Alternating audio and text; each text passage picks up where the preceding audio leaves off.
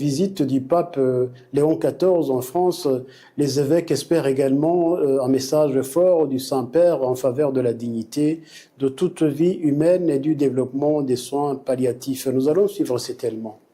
Je suis heureux que les députés aient pu voter en conscience, qu'il n'y ait pas eu de ligne, disons, indiquée par les partis. Cela dit, la loi est passée, elle introduit une rupture assez forte. Il y a eu quelques correctifs, quelques garde-fous. Je pense par exemple ce qui touche à la liberté de conscience, ce qui touche aussi à l'incitation. Enfin, j'ose espérer qu'il y a là quelques garde-fous qui éviteront que la loi nous précipite dans un contexte encore plus mortifère. Je comprends très bien les gens qui disent « mais vous comprenez pas les gens qui souffrent terriblement à la fin de leur vie ». Si, je les comprends. Je comprends très bien la souffrance physique, la souffrance morale et des personnes et de leurs proches.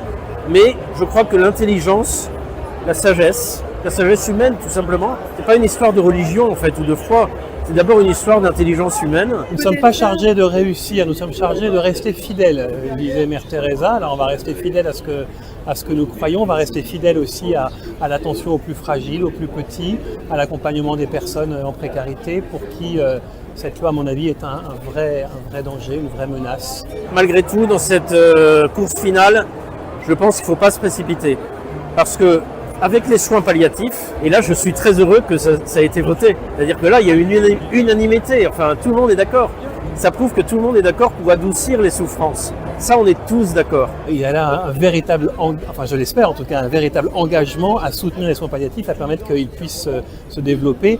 Et là, on est en plein dans ce que, comme chrétiens et comme humains, nous voulons promouvoir, à savoir l'accompagnement des personnes en fin de vie. Donc, j'espère de tout cœur qu'il y aura un engagement politique et financier pour que ces soins palliatifs se développent largement partout. Cette semaine, la France fait face à une vague d'incendies de forêt particulièrement grave, surtout dans le sud-est et le sud-est du pays. Le président Emmanuel Macron a annoncé que la France avait demandé l'aide du mécanisme européen de protection civile. Des avions bombardiers d'eau et des équipes venues de plusieurs pays européens participent désormais à la lutte contre les feux. Les autorités attribuent cette situation exceptionnelle à la succession de vagues de chaleur, à la sécheresse et au vent fort et qui rendent les incendies particulièrement difficiles à maîtriser. Nous allons suivre ce document. Le vent vient de tourner et en quelques minutes ce matin, le feu gagne en intensité. En Gironde, aux portes du Cap Ferré, le travail acharné des pompiers, mais la forêt continue de brûler. Vas-y. Les journalistes doivent reculer.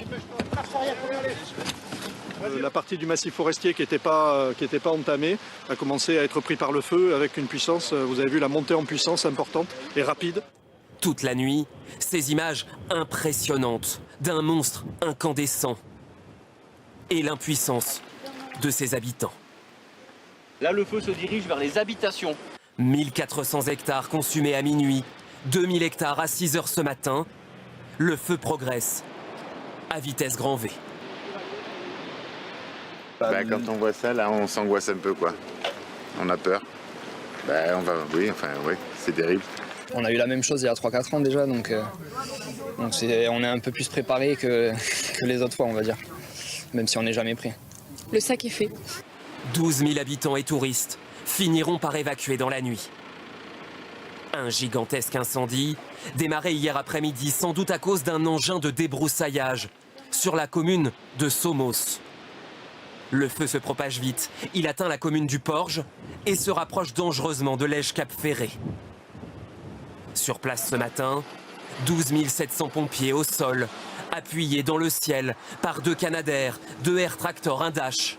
Mais le brasier continue de se rapprocher. En fin de matinée, 8800 nouvelles évacuations sont ordonnées par les autorités. Le Cap Ferré, c'est bloqué complètement. Des embouteillages sur les routes, mais aussi sur le port, où certains touristes évacuent par précaution, par la mer. Nous prenons le bateau pour Arcachon, puis un train pour Bordeaux. Et ma famille est partie en voiture. Nous espérons que nous partons pour rien, que c'est uniquement de la précaution. Ce midi, les autorités appellent à ne pas encombrer les axes routiers. Je demande instamment aux automobilistes de ne pas venir. De toute façon, ils ne pourront pas passer. Le rond-point est tenu par les gendarmes. Il ne faut pas empêcher les sapeurs-pompiers de pouvoir circuler. Pour l'heure, une seule maison isolée a été touchée. Le feu a déjà parcouru 2400 hectares. Chers amis, nous sommes à la fin de ce journal.